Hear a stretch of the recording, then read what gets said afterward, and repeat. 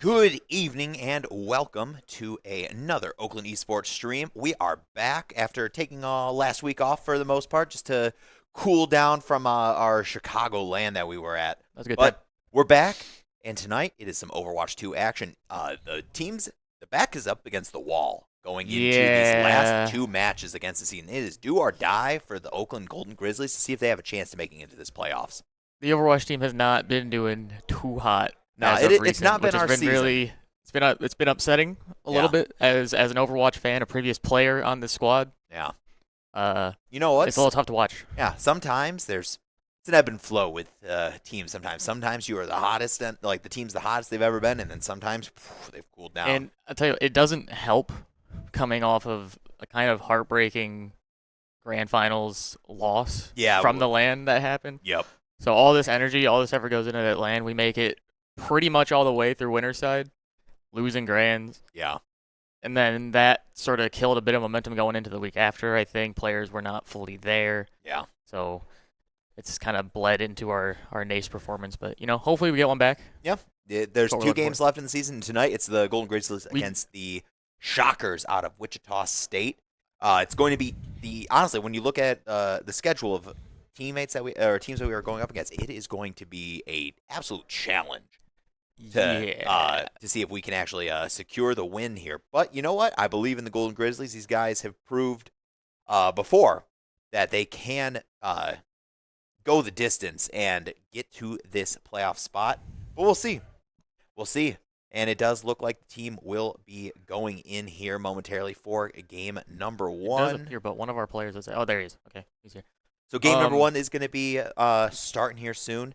And remind for the viewers at home, because it's been a little bit since Overwatch has been on the stream, what is the first game format that they're playing? We're going to be starting on Lijiang Tower on Control. Okay. Essentially King of the Hill. Yep. There is a best of 3 rounds on 3 different points. And first 1, 2. And then, you go from there, and if you win 2 in a row, you win. If you win 1, lose 1, then you go to round 3. So we might not see the third point, but we'll see. Lijiang Tower is definitely one of the more common maps, I think, what we see here. You see this map every time. Almost every time. It's like between Lijiang and what's the other one? See Nepal a bit. That's relatively common, and then occasionally like a Busan. Okay. Busan less frequently, but definitely Lijiang, Nepal, I think, are the 2 most common, especially for our team. Yeah. And let's look at the quick little bit of the team. It does look like so we have Wolfie playing the Wolfie Pharah. on the Pharah. So the Pharah was kind of what lost us. Not us playing Pharah, but the other team had a Pharah. The Pharah that was on the University of Cincinnati was insane. Had some of the best placing like alts. The recent perks, and there you go. All right, getting that there's first why. kill. The recent addition of perks to the game has really helped made her out. Pharah insanely good. When she gets to her level 3 set of perks, it turns her concussive thing, which usually knocks people away. It now pulls them into the center. Oh, wow. So it's like a vacuum effect. There used to be a thing with Pharah, and that was you would have like a Zarya, use her ultimate, which is grab, which pulls everyone in, and lets them stay there. And then Pharah, or anyone kind of ult of your choice, but then Pharah just kind of ults on top of all that. Yeah. Now she can kind of just do all of that herself. That's which is, if you ask me, for a game health perspective, potentially a little over-tuning the kit. It's a little broken. Yeah, sometimes we like when we overtune the kits, and it does turn some stuff into some new meta-relevant characters. Because I come from a game background where I like seeing some fresh change-ups in the meta. But you know what? We'll see. We'll see.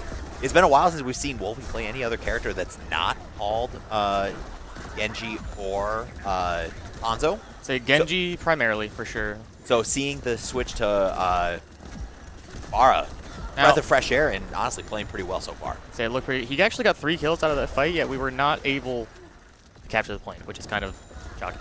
No, we got 29%. Probably finds a railgun shot onto the Venture. I do love that the Pharahs are just actually having a mech battle off stage. It's a huge ultimate that immediately just disintegrates that Mauga, and it's sniped. Unfortunate. All right, and Gren. Matra online. Yep. Yeah, there's one. Can you find... Where are they? He doesn't know. Oh, gets slept by the Ana dart. There's a little bit of panic there, because Ramatra's ult has a timer that's 3 seconds long. But it doesn't decrease as long as there's an enemy in it taking damage. Oh, okay. So if you can't find anyone, then there's no one around you. Got it. So it has you'll use it and it'll just be gone. Okay, so... All right, got it. So he's like sort of frantically looking around to find somebody, trying to find somebody to keep the ultimate going. He does manage to do so there. They do win the fight. They do finally capture the point. Yeah. And honestly, I think they're in a really good map position right now, having won that fight. Because now the scary thing is looking at the enemy Pharah's ultimate is now online. Yep. And there's the nano, and this is going to be a barrage in 3, 2. Nope, maybe not. We get it done? I cannot believe she hasn't hit Q. Wolfie's killed 3, 2. She's died. Venture ult's gonna. I'm genuinely shocked at the respective hold, like not going finger on that Q. There was 2 guaranteed kills just waiting for that Pharah, and they didn't hit the button. You know what you see though, oh, right? There they use it. Like like that Pharah left being inside like that hall to go join her team that was on point to try and re-secure the point, right? So I think that's what maybe led to not using the ult there, was just, hey, like maybe you're sure we can get that kill, but now we can secure the point because they saved the ult, right? But then they did that, and then they used the ultimate on the point, and then they lost the point. But you know what? They were shooting into a ram shield, so it's like, well, were they really hitting anybody? So that was interesting. Yep. 87% though. Time is ticking. It's looking good. So we're gonna have to see this Wichita line is going to have to try and make a do or die effort into getting onto this point. But with this ult from Wolfie, it's going to just block off any chance of the majority of this Wichita State line getting onto the point. And only 1 member gets on, now 2, but they are just instantly thrown off, and it is looking like not even a chance. No touches. And Wichita falls on point 1. It's a good start. I thought the team was playing pretty well, honestly, for all things considered, on where the start of the first point went, and then how we ended up getting to that 100%. The thing that, I mean, we won the round, but there were moments there where we were ahead. Like Wolfie at one point killed 3 on Pharah, and then we still lost that fight. Yeah. I'm not entirely sure how that happened when you're up 5-2. Yeah. But it was enough, I guess. They did enough. They get the round. We're going to move on to the second point here at Gardens. We're going to see Crowley probably TV out, switch back to Sojourn. Yep. Slides out. Wolfie. Now this point is huge for Pharah. Pharah loves this point. Even in non-Pharah metas, you'll still see a Pharah here once in a while. Really? What makes it so good for her? She can play so high up in the air and around the different levels of rooftop of this tower in the center, which I can actually show. Up and around there. Okay. Crowley, no. Oh, he got booped. No. Not all him. But so you can just play up and around and play on the corners and on the rooftops and really well. Nice shot. Symmetra turrets will be a problem for OU trying to get on the point, but it does look like OU is trying to fight and get on the point here. Oh, there goes Ben. Oh, good. Nice. Nice. Good. Honestly, Wolfie playing so well right now to just try and keep up this nice aggressive pressure to allow the Oakland Golden Grizzlies to just get on point and start kind of taking back the point a little bit. Or just managed to find one on his way back here with his disruptor shot. See, I don't like Pharah. You don't like Pharah? See, Pharah was my DPS main when I did play Overwatch 1. I don't. It's not that I dislike Pharah. I dislike when characters are so good that they have to be played everywhere. I like the game much more when different maps allow different characters to shine. Right? This is a map where it's like you expect to see Pharah. Okay, and then because she's also already good, she's gonna do even better. Yeah. So it's like it's fine, I guess. But you kind of just like it when different maps and different game modes call for different different compositions. Yeah. You like it when it's a very nice widespread variety. And I don't know, Pharah from a spectator standpoint is just kind of boring. She's fun to play. Remember that. Probably with the ultimate here. Actually, OU has all 5 ultimates online. It has the Juno orbital ray goes off. And Far ultimates on both sides, getting a few kills. Crowley with some railgun shots of himself. Gonna deal with most of them. That Sim wall is gonna be a bit of a problem. But this from Mantra and the Sojourn should be able to deal with the Mauga. Oh, this Lucy's gonna come back fast. When does Crowley use this overclock? Is that the ultimate for? So the ultimate. Oh, the beat goes off, but he gets stuck in the cage. Only 2 people get it. Here we go. Bang. 2, 3, 4. Mauga's got a lot of health. Mauga does have a lot of health. Gets that kill onto the Pharah. Definitely going to be like the thorn in the side here on that fight, so it was crucial that they got rid of her. I'll be honest, with the way that fight was looking, I thought we were at like 99-99. We're still only halfway through this round. To be honest, it has been a pretty high-octane match since Go. And honestly, the percent thresholds are definitely throwing me off. Definitely, like you said, it felt like it was a 90 to 95% match, and we're trying to figure out who's going to get that last bit. Shots. Oh, huge TP going to come through. The beat comes out to save Wichita's players, but can the damage come through? Gets one. There's Wolfie. Kill. That's their healer down. Oh, but Mauga Wolfie gets taken out. Gun him down in the air. But Farah does get caught in open air with a hero like Mauga on the field. Kind of a little cooked, I'll be honest. I don't know if this Mauga's going to die in time. Big fight, and that's looking like pretty cool. Like, I don't, well, you know, we didn't get it. It wasn't a team wipe, right? But oh, you definitely sitting pretty, but got to hold back and kind of recoup. You have to reset. They did. Wichita managed to flip the point there about halfway through, but we're sitting at 94, so that's pretty much going to be final fight territory if we get it back. And if you look at it right, look at that. Even us at 94%, but look at those alt-timers, right? Joe, alt online. Gren, so close to having alt Actually, online. I imagine we go here with Junewald right now. Yep, there it is. See, there's the Far ultimate. The Far push them all out. Just I don't know if you. What? Joe looking to get a kill of his own. Joe, surprisingly high damage output for being a support player. We were talking about that at the LAN too, where it's like, you know, sometimes Joe just be going on kill getting kills. Which, you know, if you have a support that can do that and also do their job of keeping your team alive, then you know, why not? You're not gonna complain. Probably gonna go down to the Mauga. 99%. It is. We are in overtime, and I think we're gonna be forced to back out here. Yeah, I don't know. We can get another touch here. All dependent on Wolfie. Wolfie's gonna try. Oh, Juno gets a touch. We keep. Oh, Joe's gonna go down. Yep. Playing for the touch. Oh. And that is looking like map or touch. Point 2 going over. Matt was pretty close. Jackson really close to getting that touch. He had the beat too. I think he actually got booped out by the other Lucio before he could get on. Not quite sure. So I don't know if you caught that there, but you say you played a lot of Pharah back in the day. Yeah. What is when Pharah's ulting? What's like the one weakness? She's just sitting there and can get she cannot move. She just gets sniped so easily by a Widowmaker. That was my number one op as a Pharah play was the Widowmaker across the down the lane. So fun fact, perks exist. Yep. It's what one of her options in her first set of perks that she can get it. For Pharah? Yeah. Can she move She can now move while holding. I might need to play this video game. Might have to play the video game again. I don't think it's actually as good as her other perks. It's probably like such a slow It is movement. relatively slow, but you know, when you're so used to seeing a Pharah ult and you're just like, oh, let me lock onto the head as the hit let scan. me just and now boom. Even though it's slight movement, she is moving. That's still gonna mess up your shots a little bit. Yeah. We already are just once again off to the races here on this third point of Lijiang. We're on control center, so this one's going to be quite the brawl.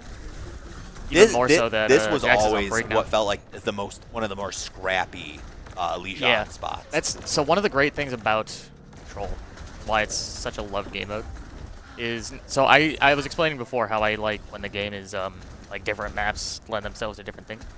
So control. You actually get that, but potentially, depending on the map, not all, but that same sort of idea, but times 3 in one map. Yeah. Because you have 3 different points that some of them play super, super differently. Control Center is a good example. On Oasis, you have University. That's a good example of a really close range, like brawl sort of setup. then you could go to something like City Center or Garden, I think, on that map. That lends itself to more like dive-centric concept. This one, again, I think all 3 points of Lijiang play very differently. They do sort of all lend themselves to like a brawl style, but it's 3 different types of brawl style. You know what I mean? Yeah. The brawl style just comes from the nature of it's a King of the Hill game mode, right? So there will always be a major 5v5 fight happening on point at some point. He does find a kill there. He's going to get traded. He's going to control the point. Wow, the Maug is probably going to charge in here any minute. Are they going to wait? Are they going to wait for their Juno, I'd imagine? You saw as soon as Crawley turned that corner, saw the Mauga, he took 3. He did like a few shots and goes, all right, I'm out of here. Let me charge that railgun and I'm going to back out. Oh, almost got that. Big ult. Whose Pharah is better? Oh, well, he does die to the Pharah, but his ult does find 3. However, it's not going to matter as Wichita will after the point as we get to about the halfway point of this round. Wolfie on Genji. And he's back to old reliable, right? We saw this Genji go crazy in Chicago. Surprisingly, in Chicago, our best counter to the Pharah was Genji, which if you know anything about this game, shouldn't be true. Shouldn't be true? Be an ultimate from Crowley, but that Cage is going to do a lot of work in protecting the team. And whose ult is that dropping the Cage? That is Mauga. Okay. He... I figured it was Mauga just because that ult seems something very, like, tank-centric. Yeah, he, the best way I can describe it is a larger scale, like, Mordekaiser R. Oh, okay. From League. Yeah. But Mordekaiser, he just takes the 1v1. Yep. Mauga traps himself and any enemies in the cage with him. You can't walk out. Yep. Oh, and takes down that Symmetra. Such a pesky character. She's definitely... Symmetra is the character that, if she's in the fight, you can't... She has to be one of the first 2 to die, otherwise you probably just lose the fight. Yeah. Because of how her beam, like, gains charge and damage over time, the more it's active on people, like, you have to eliminate the Symmetra first. Which they do manage to do. However, I don't think it's going to be quite enough. As the last-minute touches come in. But that's going to be... And that looks like game number 1 heading over to Wichita State.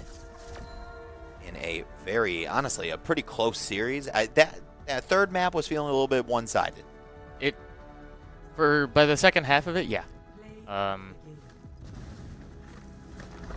don't know, it seemed close on all fronts until it wasn't. Yeah. Here's going to be that, I believe this is that clutch Pharah ult right near the end, right? See, she's moving. That's crazy. That blows my mind that she's able to do that, actually. Yeah, they actually had that in, it was either an April Fool's patch or an experimental patch ages ago, and then they never sent it through.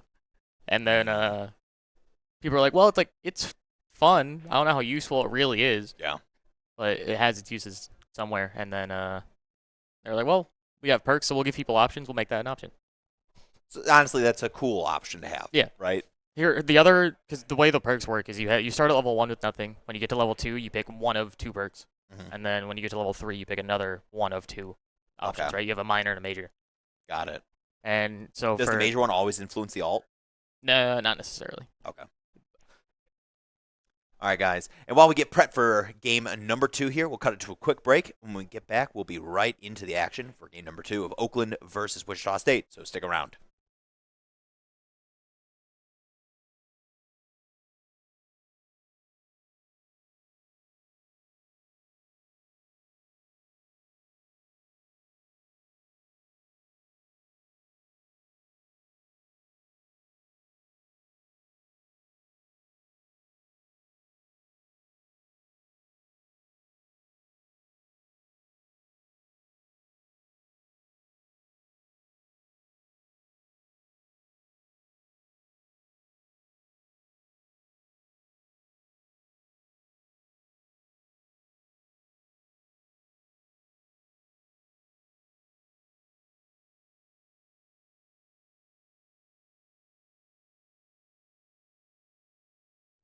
Power through the tournament with the high-quality protein milk provides to stay energized and focused throughout the game.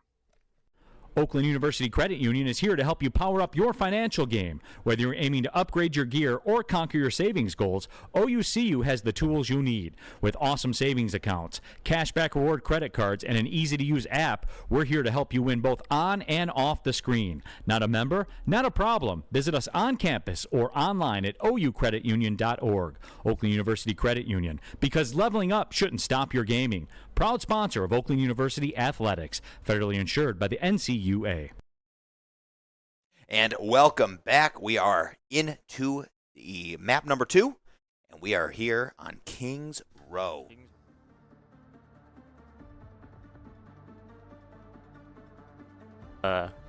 This is probably one of the most beloved maps in the entire game. Yeah. It's kind of iconic. I remember from my many moons ago playing this game, I like the idea of capture the point, push the payload. Hybrid. Being one of the hybrid game style was always the coolest, because I think this really kind of showcases who is a better team. Yeah. In a lot of instances. I agree for the same reasons, but also, coincidentally, I think hybrid just has the best maps. They're just maps that are good. Okay. Like Kings Row is just good. Eichenwald is just good. Got it. Blizzard World to a lot of people is good. I don't fully support that. I did not like Blizzard World when I played it. Like there are several hybrid maps that are just good maps where they're like escort. There are some that are great, and there are others that aren't. Yep. I'm looking at you, Circuit Rail. And I know that Kings Row is definitely one of these points that sometimes the Golden Grizzly boys are very confident in. And we are seeing Wolfie bust out the Torbjorn, a a hero that proved to be really successful at the LAN for us. And it was such a different play style. Ooh. We look at the far. Far goes down. Surely. Or Bastion. Surely. Either one. Oh, that Farah just was able to live, and that's so unfortunate. And Gren just forced it back so low almost, but Torb on that damage. It's one. The idea with the Torb is he's kind of just a tank buster right now. Okay, so he's built to destroy the Mauga. Yeah, like he can put just a lot of damage on that Mauga and make him have to play.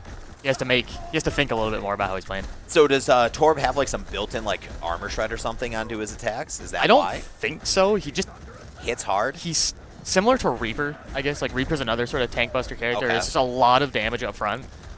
But right in the style of comp that we're playing, Torb has a bit more effective range. That Torb ult not going down yet, but there it is. It's a little late, and he's gonna get shot mid through. That's unfortunate. Now, if Torb's dropped down the turret, right, and he gets knocked out, his ult drops too, right? He doesn't stay up. No, I mean the lava that's already out might stick around for a second. Yeah. But he loses whatever. Okay. Like you can look at his ult percentage. It's gone. It's 5. Yeah, he's on 5. So he's used it, and then but it won't just delete the lava that's already out there. And we have mirrored the Mauga. Oh, Gren on Mauga. This makes me happy because I remember we saw this character get played a lot at Midwest Battleground, and I go, wow, guys, as a person who does not really play Overwatch much anymore, Mauga is just cool. I like big guy runs in, smashes ground, starts shooting. That's pretty cool.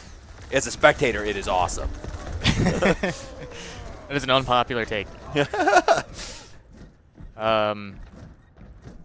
From me, from a spectator standpoint, I think he's quite boring. From a gameplay perspective, he's incredibly boring. But unfortunately, he's good right now. So, when the worst character you know is meta. Yeah. Yeah. I'm trying to think of the League equivalent, but I don't know League enough to compare, I guess. It's like if Timo was just a big guy. A good beat from Jax here, as Crow's going to clean up a lot with his overclock here. Right in the back line. Oh, so close. Gotta flee from the Mauga. But that Mauga goes down, right? Yep. Oh, you're a Smash guy. Yeah. Mauga versus Mauga is effectively the same as Steve versus Steve. That's crazy. That's actually That's crazy. kind of how it feels. Now, the difference here, and I actually like Wichita's backline pick more for this, is part of the reason that Mauga is such a problem is when he uses his E, he gets insane lifesteal based on... Okay. So he deals damage and gets health back based on that damage. Wichita's playing an Ana. Ana has her E, which is grenade. Oh, that good shots. Make that that's 2. Almost 3 for Crowy. Gets forced And, back wow, by that good Mauga, counterplay. but my gosh, everybody just came to Crowy's aid and just played Protect the President. Get down, mister. We're gonna stagger this far, or the Ana. Takes a sleeve for it, but we'll take those. But the Ana has that nade, which has the anti-heal effect temporarily for like 3 or 5 seconds when it hits somebody. So if you see the Mauga hit E, you just throw the nade at Mauga, and now you can just die. Okay. As we get Oh beautiful. my gosh. Make some more out of that, perhaps. Gosh, that is 2 crucial fights for Wichita that they lose the Pharah so instantaneously. Mauga in the corner, gotta run out. He's got the charge, he gets out. We got Molten Core online. Jax has the Beat online soon. Ren's got his ult online too. Oh. Uh-oh. See, that's another... Oh. Core goes down before getting the full effect out of his ultimate. Beat comes out too late. And there's not a whole lot Oakland can do here. Oh, wow, and a switch to Bastion. They've been on the Bastion, I think. Oh, really? Yeah. I feel like I just have not heard Bastion noises. And that should be a easy point to claim here. Will be a capture here. Yeah. Boom.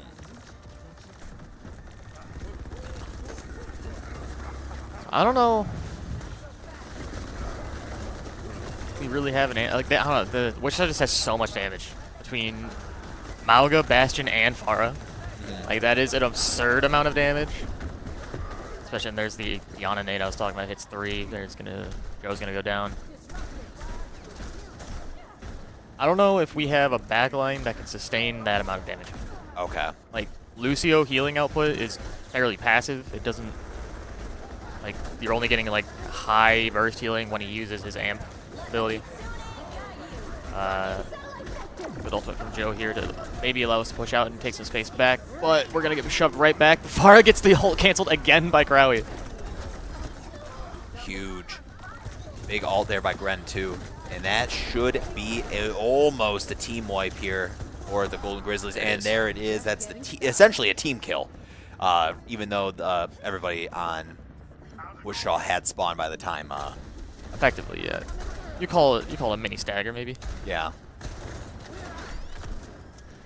Coming up here again, we've actually Jax charged that beat back insanely fast. That's actually kind of wild. Beat's online, Overclock's online, Molten Core's online. There's the Overclock. There's 1. There's 2. Oh, big headshot. 3. Make it a 4. penta. Pharah's just gonna kill herself by jumping off the edge and get back quickly. That's a huge team kill. Now, when you're in a position like this, right, you obviously that payload is moving back a little bit at a time, right? Yeah. And how much time do you think does it take if you had to like push that back almost to like the curb, right, as that turn? How much time? Like how much time would it take to make it to turn the first turn? Oh, that was risky. Orb ult out. That's a big combo right there, actually. See the cage and the Bastion artillery strike. Oh yeah, because his ult is different now in Overwatch 2, where it's like the airdrop or the air Good cannon. shots from Crowy. And the fact we're even in overtime here is actually kind of huge. Yeah. But I think we might actually get the full stop here. Yeah, that should be it. That's effectively another team kill right at the end. Yeah. So there's still a lot of space left to like between that where the payload stopped and the point. So it does go to where the point they have to capture is to the furthest that the point got. Okay. So where it is currently doesn't actually matter. Outside of. We just have to get it a little bit past there, right? Yeah, I mean, and it should that's show. how we get to 3. So we just have to get the payload to there. Right there. Right there. That next tile. That's the. It might actually be even further up. We'll see the little golden box of victory pop up in a second here. When the map actually properly resets. And the teams actually get let out of spawn. But so we only need to make it 63.73 meters. That's essentially where we have to go. Yeah. There's your ult. So yeah, it's a little ahead from where the payload actually was. Okay. So that was the furthest point they got it to. So we have to get it. That micro. Oh, so it's where it's the furthest the payload. Furthest the payload gets is where the cutoff is. So it's not where it ended up at the end of the round. So if you get it all the way there, like super quick, and then somehow the defending team manages to walk it back to like this corner or this second corner, yeah, the box will still be all the way down there, which is a little unfortunate, but it makes sense. Let's see if Widow gets his pick. A damage boost. Wichita on the Cesaria, by the way, no longer on the Mauga. Gets the headshot, but it's onto the tank. So they will live. Goes for a second. That's going to be it. Swap to Lucio. Swap back to Sojourn. Gonna be out here. Gren staying on the Mauga. Run on the Mauga. Wichita playing the Zarya. They have their own Torb. And then the Genji. You'll see the Zarya will probably try to bubble that Genji quite a bit. When Alright, that was a big. That was huge for Gren, but Zarya is so charged. Yeah. Doesn't matter, she will die, but I mean, you trade your tank for the entire team. Yeah, you think about it, this is what feels like a much faster point Absolutely. tank. Like we took that first spot real fast. And I would say like what feels like why we captured that point so fast is that despite Gren dying, he actually got in there with a really successful charge and locked down Pineapple's Juno, and I believe it was one of the other DPS players on the Wichita State side. I mean, it's one of those things similar. If anyone knows like chess, like when you're ahead, you want to trade. Yeah. Right. Then you whittle the numbers down, and eventually your number will be higher than theirs by the end of it all. Yep. Any number is greater than 0. Everything's greater than 0. So, Ren goes down, but you win the fight for sure. And Kiri ult comes from Joe. It's probably a little bit in there, but Genji, they're gonna. Yep, it's that Genji. Caught on the wrong side of the aisle. I don't know if the mics picked that up, but I could hear the immediate call for the Genji who just walked into the into the bookstore by himself. We're gonna walk the point up here. Wow. Nice shots. Honestly, now they are moving and grooving right now. It is like this is. It is quick. The Zarya, I don't know why they got off the Mauga, to be honest, because I feel like Zarya is just worse. Yeah, I'm trying to think. It's like I look at like potential as to why they would do it. It's like when I look at the composition that's on this Wichita State side, I'm like I'm not really seeing much that benefits from Zarya, right? Well, both bubbles are used by Zarya insanely quickly. You can actually get bursted here. Yep, they're good. Oh wait, I thought Matt died. Nano Blade could be scary though. Yeah, it doesn't get much out of it. It's 1 kill with the deflect, but that's gonna be a cap. Cap for Oakland. Yeah. And Wichita invested 3 ults there and lost. Yeah.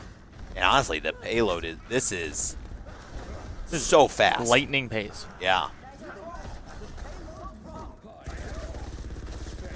And he's got that cage online. And so he could go in here, right, and just drop the cage and just affect, like when we're on this like home stretch down, right, just lock in that enemy, lock in the Wichita State side, so they just cannot do much about. It's an idea. You could use it as sort of a zoning tool in very specific scenarios. Same way it's like a Zarya grab, actually, and also they do swap back to the Mauga, by the way, Wichita. Smart. I think they needed it, right? The Zarya play was a little like hopeful, I'd say, but. They're back on the Pharah as well. Yeah. And you see that's that anti-nade coming out. It hits with Brett, and he's just, just instantly immediately almost dead. And he's just got to run over to the healing.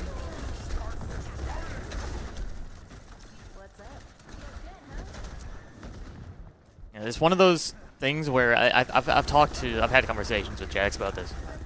With I'm like, I don't think that, like, I feel like when you're playing the Mauga comps, especially mirroring the Maugas, like Yana's sort of a necessity, and they claim that it's just not as good. But yet they keep losing to it. So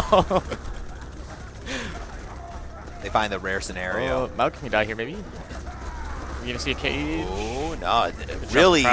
Really holding that Q button was just burning below his finger. He was thinking about it. But he held strong, right? Because I think on this final push, this is where he's gonna want to use that ult. Just because, like you said, it is that zoning tool. It's the zoning tool, finding a better way to just ensure that this payload gets moved closer to that point, right? I don't know. How far is gonna be a problem? Yeah. Similar. Used in a similar style to how Wichita was using the Bastion ult with the Mauga cage. We did the same thing with Torbjorn's. Yeah, I was saying, like, he basically dropped the red carpet there. Yeah. Light it up. But they have a Pharah who can sit in the air, not get affected by the lava, and then she used Barrage, and then we all died. Yep. But you know what? Only need to move it 3 meters. 3 more meters, and we have so much time. Even though the time is blocked by my old overlay. Oh my god, sorry. 1v1ing the Pharah. 1v1ing the Pharah. Jack, get him. I cannot believe he He's won done the it. 1v1. He's we crazy. do trade out for Wolfie, though. We'll see if it ends up being better for him. We're gonna... I was gonna... Ren does get out, but Jackson dies with the beat. He wins the 1v1, but at what cost? So still about 2 minutes left here on the side of Oakland to push that payload 3 meters. We're just one big team fight away from getting it. Sure, Jax does have the ult. Joe's almost getting there with his ult, so that could be the engage on that end, right? I'm imagining Jax is saving this for either when Wichita uses the Mauga cage or the Juno orbital array. He does like to save and use the ult a bit more reactively. There it is. Big ults going down. Is it enough? So much is happening around this corner. Both Maugas so low. Both Maugas deep into the back line. And honestly, OU just comes out on top. It is just the Ana left here on the side of Wichita State, but it is not going to be enough. She gets melted. That's a 5-player kill streak, and that is going to be, whoa, that's it. Whoa. Whoa. We got a map. We got a map. You know what's funny is if Wichita had moved that point in their attacking round closer, like those couple meters closer to capturing, that Mauga would have technically been touching. Oh. It from where he was. Wow. Because they got it. They were just far enough. And here's that amazing triple kill that we saw from Crowley earlier. I'm not sure if you can see the charge there, but one of Sojourn's new perk, or one of a couple new perks, is when only in overclock, so only during her ultimate, her charge, instead of going from 0 to 100, charges from 0 to 150. Oh, so it is, which means it gets more damage. Oh gosh. And when it's at 150, and she's back to being able to just one-shot headshot a squishy. Dang. Which, if anyone has played Overwatch 2 back in the launch era to I think until about season 5 or 6, Sojourn just had enough damage with a 100 charge railgun shot, and the health pools were also less back then. Okay. So her damage scaling with each point of charge was higher as well. So. And she also had, with the railgun, no damage fall off back then. Oh, geez. So she could just one-shot everybody all the time with a full railgun. Wow. In Ultimate or not in Ultimate. And that was back when I was like... I was a Sojourn one-trick for... She was the most recent DPS hero added to the game. She's also the only hero I've gotten to 100-plus hours on that hero alone. Wow. I was playing a lot of Sojourn back then. And that was also... when I was playing for the team. Yeah. And you were on Sojourn duty. Well, our coach at the time, because it was right when Overwatch transferred into Overwatch 2. And they're like, all right, this Sojourn character, busted. Who wants to be the one trick? And I was like, it's me. I want to be the one trick. I one trick. I want to do it. Because she's so much fun. Back then, when she was that strong, too. Like, she's still incredibly strong. You see her in most metas now. But, like, she was not that broken. Yeah. But it does look like so map 3 starting to get set up here while we go through while you're watching a few more replays. We're on Flashpoint on Suravasa. You say that as if we go to any other map for Flashpoint.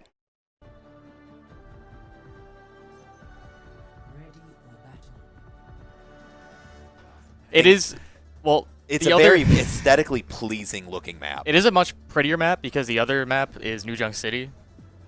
Oh, you guys really don't like that one. No one likes that map. There are very few teams that like that map. That map is it in the map pool? Yeah. Like you could choose it? For game modes like Flashpoint and Push, where there's very limited maps because they're newer game modes, they don't have as many maps. Yeah. Push only has 4. Oh, jeez. Flashpoint has 2 maps. Yep. It's this and New Junk City. And New Junk City sucks. So it's pretty much only this. We're seeing the Maugas again. We are. Oh, we're racing onto the point. I didn't point. realize we're here yet. Both teams opting to go to this left side is actually interesting. Not something you see that often. Probably dead already. Got popped by 4 Bjorn damage. This just occurred to me that the other team, Wichita, has a support player named Pineapple. I don't know if that's the Pineapple that played for the Hangzhou Spark or not, but it might be. It's possible. Is that, did they play the same role? Yeah. Oh, wow. So that might be a former Owl player. I mean, we have one of our own named Crowley. He's on DPS instead of tank. But he's still putting in work on that Sojourn. Hits 2 clean railgun shots, and that's going to be a dead Ana. And maybe a dead Juno? No, not quite, but good slam from Ren. We're going to chase this Juno out. That is Oakland recapturing that point. 57% there on the Wichita side. But this next big, like, Wichita's going to be coming back to recapture this point with plenty of alts pretty much online, right? That's going to be just about 3 alts pretty much ready. 3, you could probably call Mauga. 4. He'll get it mid-fight. Especially if the slam hits more than one person. We use the Kiri Kitsune Rush. Oh, and that Mauga I think that's just going to be enough, actually. That is going to be a dead. That's probably a dead Ana too. Possible. Oh, that Ana actually lived, I believe. Not anymore. Not anymore. There she goes. Yep. And that was 4. It was 4 down for Wichita during that fight. So that is a really good position for this Golden Grizzly squad to probably just take this first flashpoint with ease, right? Do you really think? They might get a touch. I don't. 85. Mauga might get a charge on barely. See, I'm not too sure if it's. Overclock. Yeah, it's one of those instances, right, where you're like, we're okay, just gonna, is it we're gonna worth? push the go button first. Is it worth trying to contest that hard when you have to burn a lot of resources to try and get that point? It's right? It's actually. Damn. What we did there was actually incredibly smart. They were gonna burn a lot of resources to try and get to the point. We burned an equal amount, but we did it first. Yeah. So we set the tempo there. We push on top of them when they're expecting us to sit back. Okay. And we get an early pick, and that stops them from touching the point at all. So we actually capture that. So that was actually a very good example of why pressing the go button first is beneficial. And we're all gonna probably. Oh wait, this is our Mauga cage. I thought this was this was theirs. I think there were 2. Was it both of them at the same time? Both, Oh, it was. Yeah, I think both Maugas dropped it all because I saw 2 sets of like the chains. Oh, but the Torball. Oh, and that is almost 3. a team wipe on for the team wipe on Golden Grizzlies. Right. You think he shot 1 and killed 3 with the Molten Core. Dropping the Molten Carpet, man. That Torball. Yeah, it's a better nickname than what they call it on team. I don't need to know what they say. I wouldn't even be allowed to say it here if I wanted to. Sounds like we don't need to know. It's very funny, I'll put it that way. Oh my god. My gosh. Matt's just in there. He wants that kill. Oh, 10 HP in a dream. 15, he's healing, he's healing. I cannot believe he was legitimately one. Old Sojourn would have killed him, just saying. Old Sojourn. Made dead Ana. That's Wolfie dropping down his Molten Carpet too. We've burned a decent amount of resources there. It looks like we did burn the Joe's ult and Wolfie's ult to get that. Jax falls with his ult online. But Gren and Wolfie holding strong, holding down the fort and just securing that point for the Oakland Golden Grizzlies. 93% on the point right here for Wichita State, so it's looking a little scary, right? Yeah. This next fight is pretty much going to determine who it takes point to. Yeah, realistically, Flashpoint, you really only get maybe 3 fights per point. The timer in Flashpoint takes up faster than it does in Control. Yeah, it's pretty much a percent per second. Spout, yeah. Oh, it tried to chase down that Mauga. See, when he's on fire like that, he just regenerates too much. Oh, why are we fighting? nasty. We're fighting on the first point. Yeah, This isn't the objective, guys. Team forgot where the objective actually is.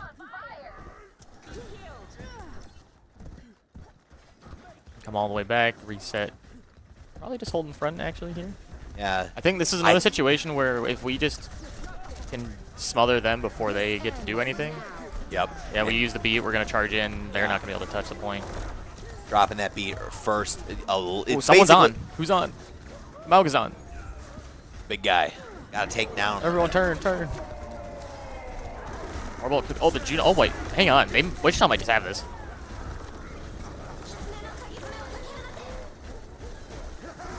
How did 3 people get to point without anyone realizing? I don't even know. Are we going to salvage this somehow? Oh my gosh. Somehow Wolfie just turns it around because he's the DPS he's fall actually back. the GOAT. Oh, maybe not. No, Wichita's turned it back. Okay. Oh, and that's going to be first point over onto Wichita. It narrowly. It was looking like it was cleanly ours, and then I was like, nope, it's theirs. And oh no, it's ours again. And nope, no, it's theirs. Honestly, that was a very bloody last yeah. few percent fight over the point. The overtime fights tend to be way more scrappy. Like that's just how the game kind of goes. But that was like way too scrappy even for an overtime fight. Oh, Jack's gonna get picked off by a Sojourn with a full railgun charge. We're gonna see. Are we just going to hold off and wait for our Lucia to come back? Or are we going to try and take the 4v5? Looks like we're going to kind of sit and wait. Jax is actually back already. And now Crowley's dead to a Torb. And that's going to be a really... Oh.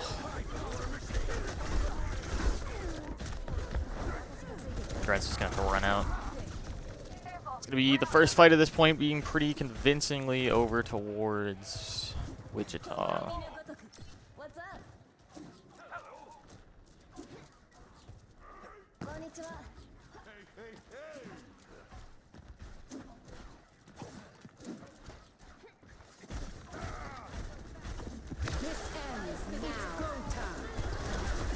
Both overclocks popped. Whose is going to be better? Or are they going to kind of cancel each other? Oh, he finds one. And Sojourn 1. Oh, that's going to be a clean fight victory for Oakland there.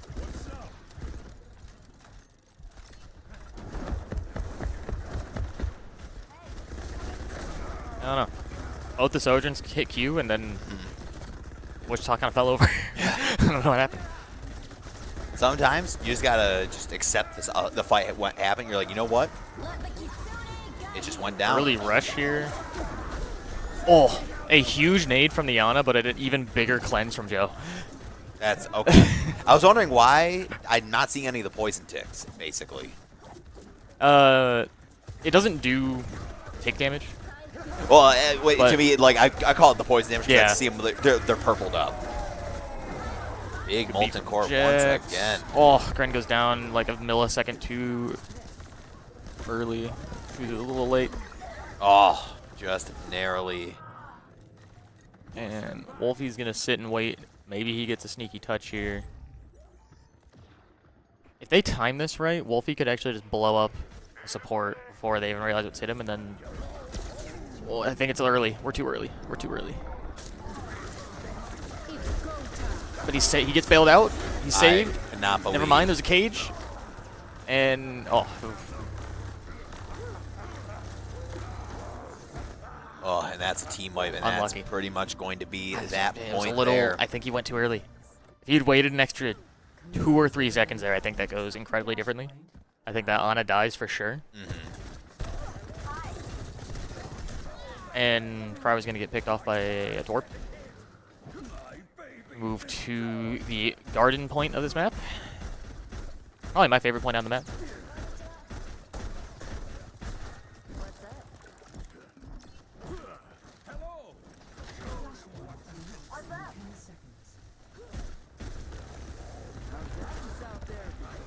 This is the do or die point here in game number 3. Oh, that's a big nade. Again, a good cleanse. But Sojourn ult from Wichita is going to do enough, I think, to make OU back out of here, at least temporarily.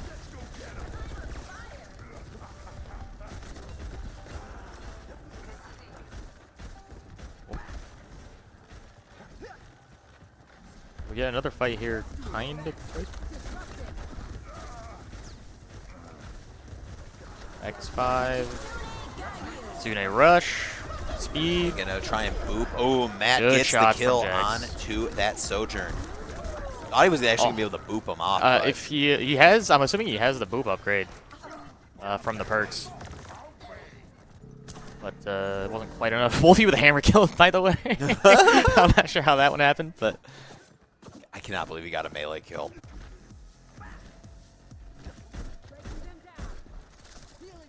yeah, Lucio's one of his tier 1 perks is 25% extra boop range or knockback, Oh wow, that's actually a lot. which is quite a lot.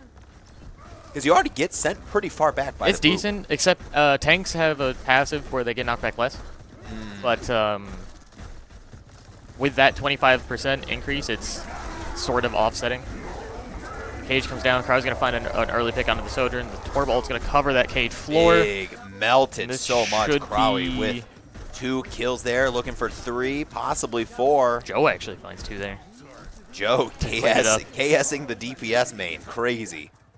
Feels like selling, huh? I wish I was better at this character. With Torb or Oh, Kiri? Kiri. She's when you actually are able to effectively deal damage as her, as Kiri, it's like it feels really satisfying. The kunai headshots. I'm assuming that's the blue. Like the blue things are the kunai. No. Hang on a second. let's let this while you wrap up. As I think OU with a head. Oh, That's wow. huge. So, yeah, Kiri's healing is blue until it locks onto a target, then it turns yellow. Oh, okay. And then the kunai is just, I guess it does sort of have a blue thing going on. She just teleported twice. That's a perk. Oh, wow. Uh, There's a lot of champs. There's a lot of heroes here that I'm actually seeing some of their perks for the first time. yeah, it's fun. I keep seeing stuff, and then I'm like, they can do that now? I'm like, oh yeah, they can do that now. Like, for example, I think Crowley might have... Yeah, one of Sojourn's major perks is you get another charge on your slide, but you don't get as much jump height. Oh, I remember Crowley talking about that. I think that's pretty Huge. dependent on the map, whether that's good or not and worth taking. But Crowley seems to like it a lot. That's a nice... It's a big early fight win, actually. Yeah, you could kind of hear it. Obviously, the viewers at home could not hear it, but we can hear it a little bit in the lab. The team was popping off over that fight. Feeling a little bit of more energy here. It's a good swing of the momentum. Or I guess more pushing of the momentum. You get that early fight in these sort of round, this fifth point, this final point scenario. Yeah. Getting that early lead is definitely going to make you have a lot more confidence in your ability to close out the map.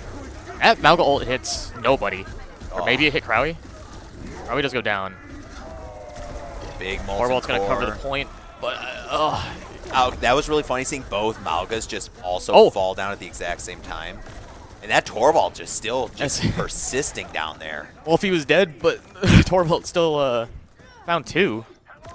And, well, they lose the fight, but they're 72% of the way there. Yeah, honestly, It's a really good position, I think, still to be in. Even though they burned a lot of resources on the aggressor side, we now have that Mauga ult. We do have the Kiri ult, and we do pretty much have the Lucio ult locked in.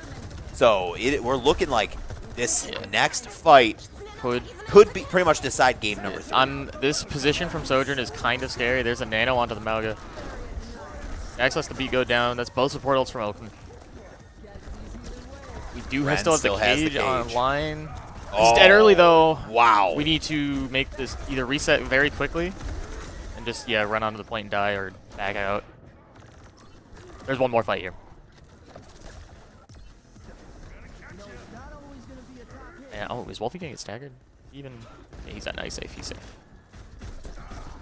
This is probably gonna have to be a touch from either Gren or Jax. Somebody's got to get on that point here. Oh, there he is. Trapped on point. Gren in his ult. Used his ult too. So. On top, Viana doesn't get the slam and actually knocks her back too much. They trade though, Gren for Pride. A better trade for Wichita, but OU's pushing the advantage. Crowley manages to find one. Yeah. OU back on control of the point, pushing this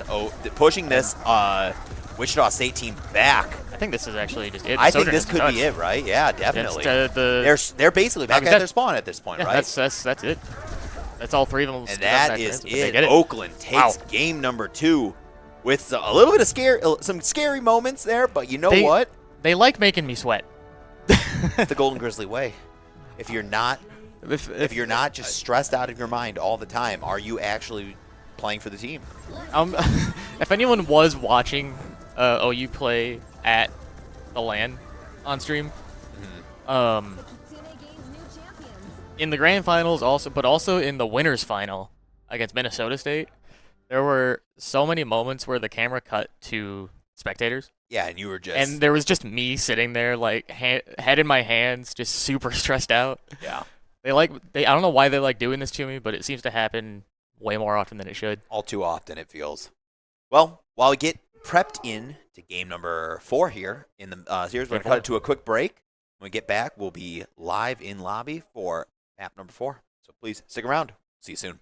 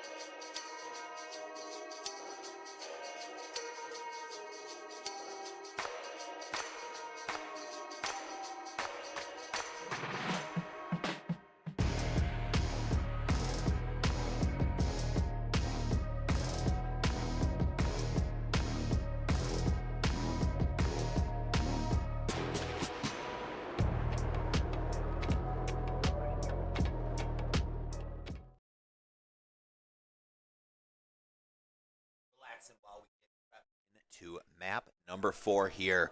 Oakland University just took game number 2 on Cervasa, and now we're headed to Dorado for push. Correction. Dorado is an escort map. Oh, escort. Because they're pushing the payload. Well, they are pushing the payload, but no, so in previous seasons with NACE and in Owl even, they had a preset. Game 1 is control, game 2 is hybrid, right? And then so on.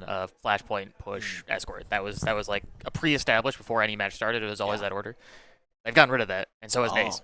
So you actually pick a map. I think the loser of the game picks the map type. Okay. And then the winner of the game picks the map. Or something. I don't know if that's exactly correct, but it's something along those lines. Something along those lines. Okay. Or maybe loser just picks both. I don't remember. But just so we all are aware, until the titles get updated, they have swap sides.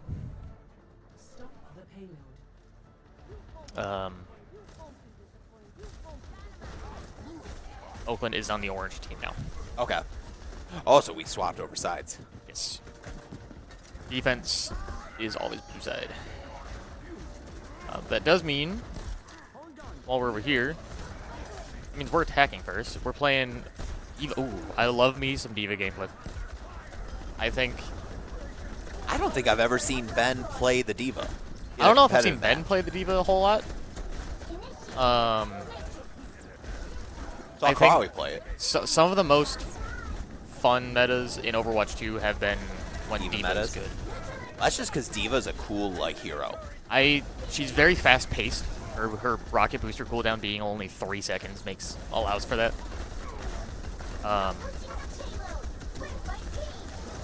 It allows you to play this sort of pseudo brawl dive hybrid stuff as well. And as the tank player, right, when you're playing Diva, it actually feels like you're actively participating much more than you already are as a tank. Yeah, for sure, because you're doing this sort of frontline pushing and then drop the shield, put up the shield, drop back, protect play the peel for your supports. Yep. Turn around again, boost forward. I mean, you're seeing it right here. Yep. And also, another reason kill streak. Another reason I love Diva in the highest level here is when you're playing Diva, it also allows your support to play a brawl style of Brig. And Brawl Brig is the most fun you'll ever have on Brig.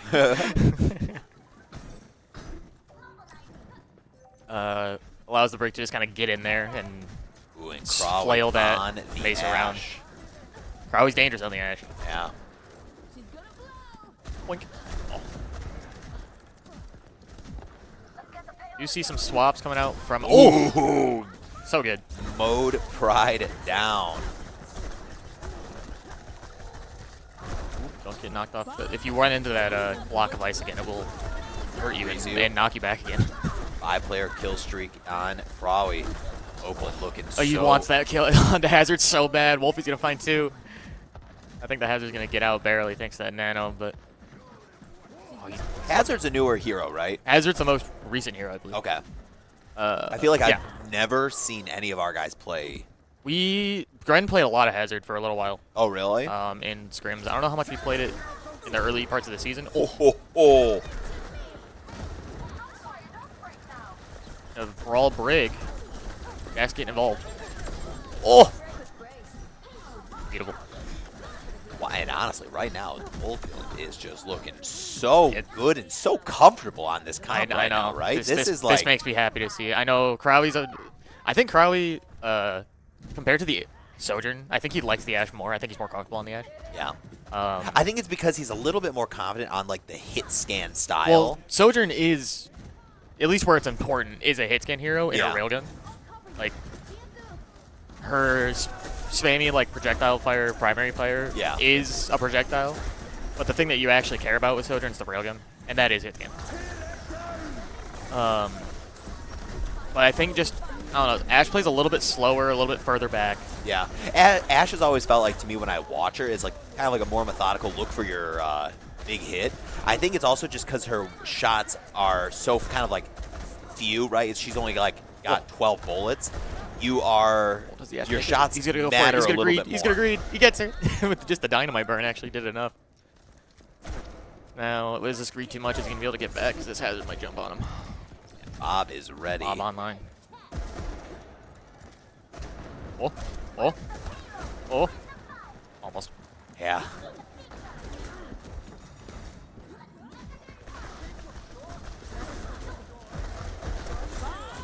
Oh, huge Bob actually. Right when, as soon as I saw that the fight was happening in this hallway, I'm like, okay, Bob is going to come. Like, Bob make an appearance. And that hazard, even with the nano, is going to go down quick. And who do we have? Is it just a D.Va pushing cart here? Oh. Yeah, the Venture ult is. Ooh. That's the drill hero, right? Yeah, that is the character Pride is playing right now. Oh, that's a rally, but it gets canceled immediately by Wolfie. And that's just a cap. The round's over. That was so fast. I don't think, did the payload stop moving? I think only once. Briefly? Yeah. It was kind of like right as they were making it up that, like, they make it through into that last area, on that right? little U-turn? Yeah, right as you're kind of like going like turn right, turn left to go make the final left turn. It's like right after they made that second left, they're like, they made it. But man, good stuff there for Oakland. And honestly, in what felt like record time. That was a fast. I think they escorted it. The our overlay is slightly blocking the timer, so I can't see the exact time bank. But let's you know what? Let's go figure that one out real quick. Go on a little adventure.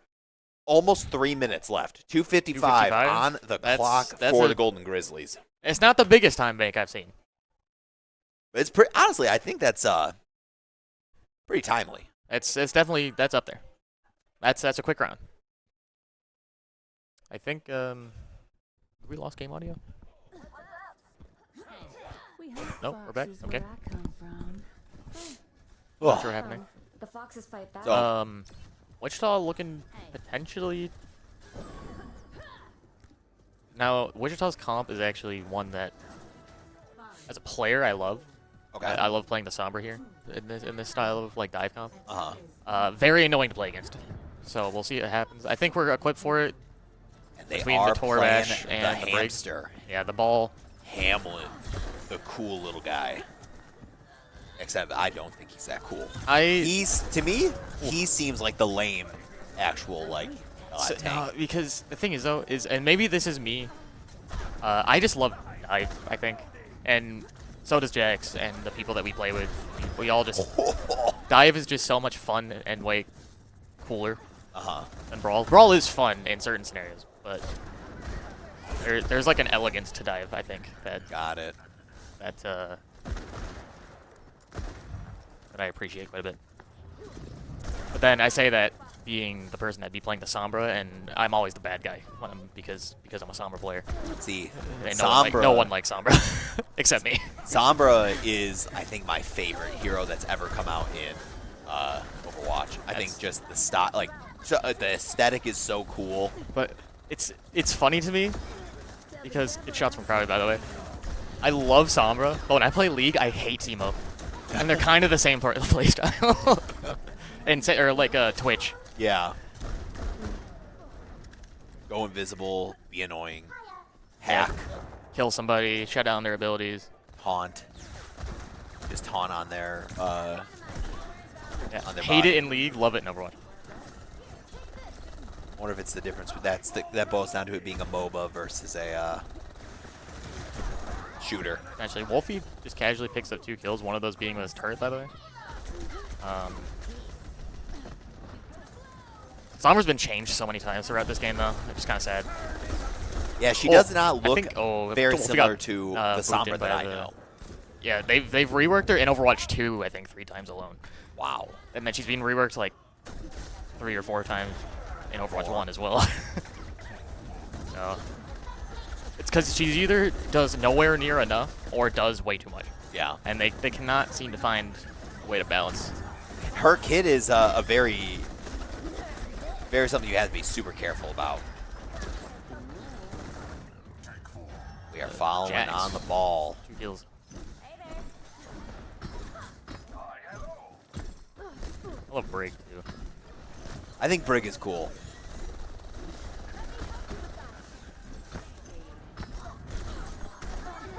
Especially, Brig's pretty good in the ball. Well, Is it because like she kind of can like whack him away? she can control and disrupt ball's movement way more than any other sport. Shield bash and pretty much offset. They just EMP'd and spun. Oh. Oh no. we hate. I think they fat fingered their cue. Yeah, I was thought like, they were gonna maybe swap, but goes to they lifted their left hand off their keyboard and then Yeah. they forgot they put their that is W key right on the Q. yeah, that's tragic. Tragic, but honestly, like we I mean, take those. Yes, I will take it. It's gonna be a nano blade. Or is it a nano blade? It is a nano blade. Yeah, we're on top of the watching the Genji on the other team. Yes.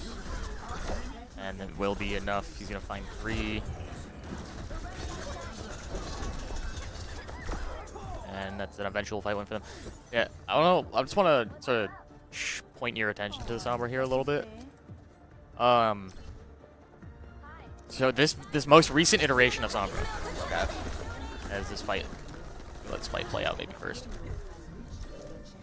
They do cap, so we are going to get an extension of time here, and it looks like Wichita might clean this up a little bit, or OU's going to have to back out.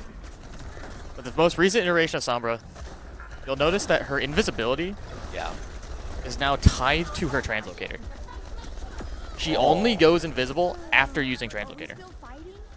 Interesting. I personally hate this change. I think if you can have...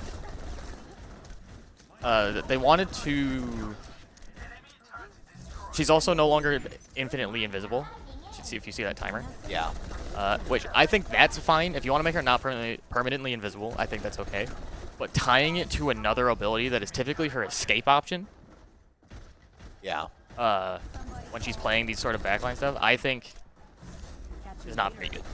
I think if you want to, I think they can make the invisibility be temporary, that's fine, but they need to separate these 2 abilities again. It just doesn't seem right. It's very annoying to deal with. It's a hard adjustment to make as well.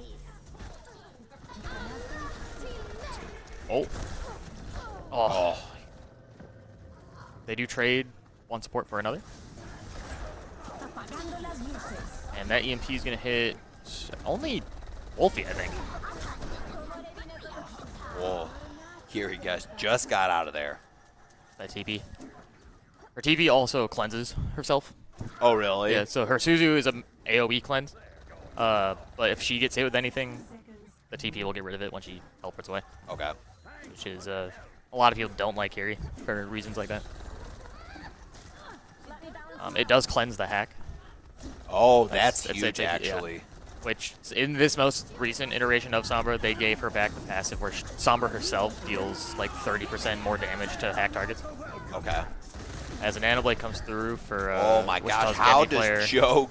Ball was on top of him, yet Joe finds a way to stay alive. My gosh. This man Oh, Joe cannot be Joe taken down, but eventually he does. eventually gets surrounded by 3 people. He didn't have his AV up in time.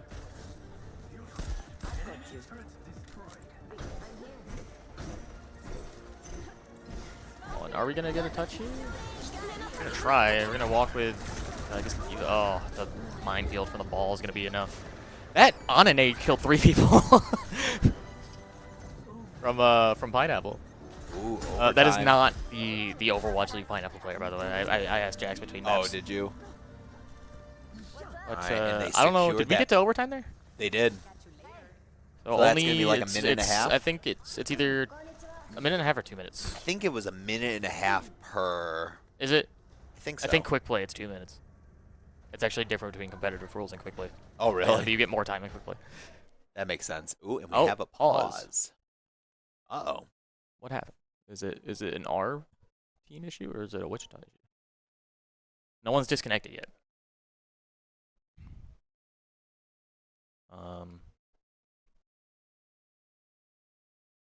Oh, we're back. 2, 1. Potentially. All right. Here we go. No one disconnected. All right.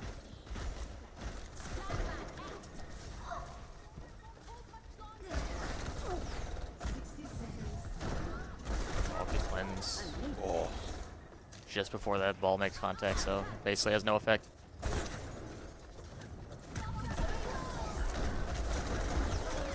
Ooh. Wolfie finds one. This Kiri has nothing. And Wolfie does find the kill. Man, probably is just trying to hold that high ground, and the ball is just like yelling at him and just trying to bash him off of it. The hit scan player, in this case the Ashe, will pretty much always be the dive target into this comp, pretty much. So he's got to deal with a lot. He's got to deal with the Sombra, he's got to deal with the ball. Yep.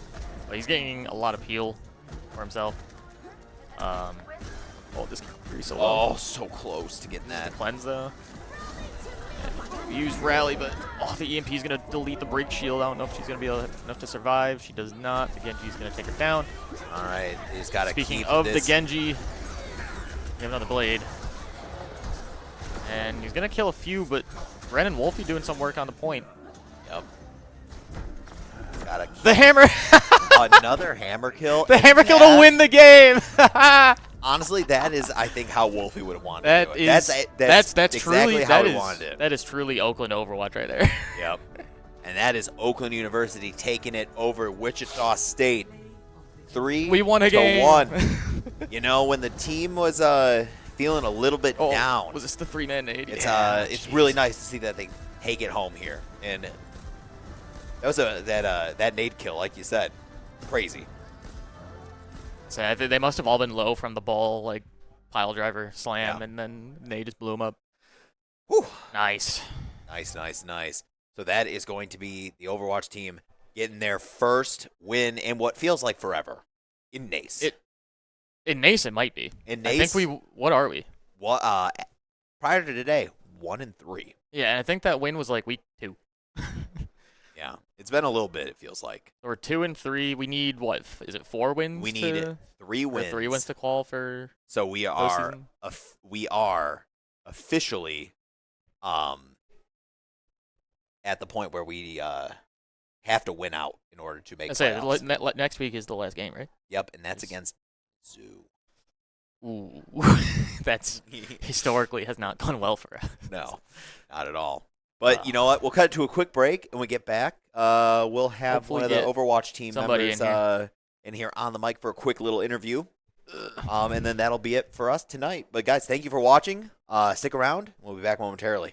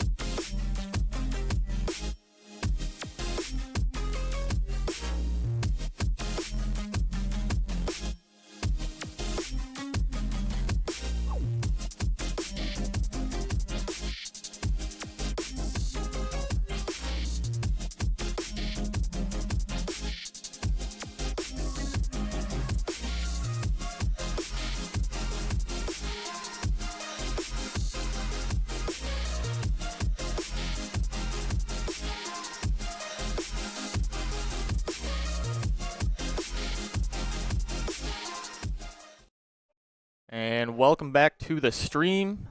You're stuck with me instead of Ori. I got Jax with me. How's it going? It's all right. It's all right. You know, obviously feeling good off a win. First time that's happened in a while. For NACE. Yeah, I guess. I mean, it's also, I mean, it's got to feel good coming off of a sort of heartbreaking moment in Chicago into a pretty rough game the following Tuesday, the week after. A little bit. I mean, the team is, bouncing back. Yeah. So. Well-needed break for a week. Yeah. We came in a scrim yesterday and had to get our groove back, but today we played pretty well, I think. So. I would agree. Only a couple things. First off, historically, you said it prior to us starting, but historically, this team, not great on Dorado. Not usually. But we won Dorado. We did. Not only did we win Dorado, we won it on a hammer kill. Listen, Wolfie before game, he goes, I'm going to get one hammer kill. And then he's gotten 5 this series, I think.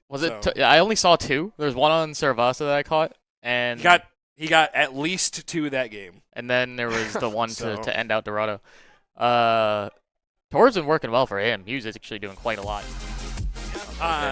We were like, they were just going to play Malga, so we're like, Tor is pretty good into tanks that just kind of stand there. So, got to see some. I said we don't. How much have you guys scrimmed that comp on Dorado specifically? Is that not too much? Because I feel like I haven't seen Ben play the D.Va that often. No, Gren hasn't played D.Va too much. He plays D.Va, and going into that map, we were kind of like, well, their Diamond 1 tank is going to come in on Winston, so we call out. All right. So we're gonna just play an anti-dive comp. So we locked the Brig Curie so that Joe could live, and then we were just gonna play D.Va so that he can just perma live and help burn the monkey if we needed to. The Brig's a lot of fun. I think you actually got you canceled something with your I didn't know bash at one point. I didn't know that, actually. I don't know if it was on Dorado, if it was on... It might have been on, like, Control Center or something early on. Huh. I remember seeing it at least once. I don't remember which ult it was. Okay. But it might have just been, like, a Tor bolt. I guess I'll have to go back. I mean, you can't... Yeah, but I guess we'll... But, I said Brig, they ended up going the ball comp as well, which, like, Brig into ball is, like, super good. It definitely can be. It's still pretty hard to play, especially with Sombra, right? Yeah. But I mean, their dives just weren't good enough to get through our, core. I guess. Crowley was doing normal Crowley things, hitting pretty good shots throughout both the Sojourn and the Ash. Yeah, he was doing really good. Caught a couple of those. Mm-hmm. I don't really have anything hyper specific to dive into here, so I'm keeping it kind of general. But we have a replay apparently of something. Oh, is this the end? This is Torb's hammer kill. Yeah. So I thought we were actually losing this fight, and then I swap over to Wolfie, and it's just he's bashing with a hammer. Wolfie gets a hammer kill at the end of a fight, and Joe goes, "I'm over here fighting for my life," and Wolfie's got his hammer out. I mean, yeah, that's just Torb, man. I mean, he has what's it called? Overload to just live. Yeah. And he gets more movement speed. So he just kind of runs you down with a hammer. Personally, if I'm on the Torb, I'm going to hold right click and use his actual shotgun ability, which is significantly better in that situation than a hammer. But I guess the hammer gets the job done. He goes, I'm going to get hammer kills, and I'm like, well, okay. I mean, it seemed to be working. I know you guys tried the Pharah early on. It didn't seem to. Wolfie did some work on it, but it didn't seem to be super comfortable. Yeah, I mean, we practiced on Legion. We just really hate playing into Pharah, so we're like, why not play it ourselves? Yeah, I agree. So, but they played Mauga, and it's a little harder for us to play that, especially when we're playing like Ram and stuff too. But, yeah, that's tough. Yeah, all in all, so what? You lost map 1, right, and then 1-3 out. Yes. Yep, because we lost Control Center and Garden. Yes. He has one Control Night Center Market. Garden. Yes. And then 1 Kings, 1 Cervaso. Yeah. We not only we won Flashpoint and we won Dorado today. Yeah, Flashpoint was a lot closer than it should have been. But I mean, same thing with Control It was Center. 3-1, wasn't it? Or was it 3-2? It was 3-2. 3-2. It was 3-2. We also really should have won on Gardens, but some misplays. Yeah. So. Not gonna Is be what it perfect is. at all. Took you a minute to get warmed up. Yeah. Yep. But all right. I think that's all I got. Sounds good. So thanks for watching. I believe our A team is playing right now. That's not on a stream, but I don't know if they've won or lost by now. For Smash. Oh. I know that League won their game today. League won their game. Yeah. Smash won 2-0, I think he said. 2-1. 2-1. So, and then what? So it's Tuesday. I would imagine we have another Smash or League stream on Thursday. So stick around for that. And until then, we'll see you later. Thanks for watching.